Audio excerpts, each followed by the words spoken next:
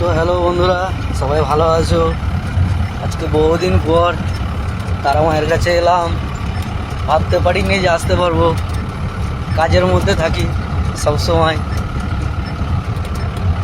কি ভাগ্য, মা টানলো তাই এলাম। তো চলো দেখো, সব কিছু দেখাতে পারবো না, মন্দিরটা খোলেনি সেই সময়।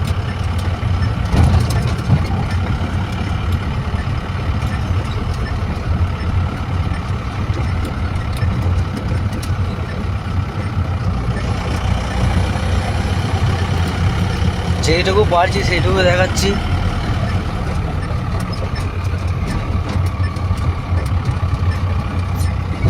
কাজের মধ্যে থাকি, আসা হয় না গো। তারাপীঠে এসে ঘুরে যায়, মা আজকে টানিয়েছে। তো প্রথমবার বলে ভিডিও করছি, আগে কোনোদিন করিনি। সব ভালো থেকো।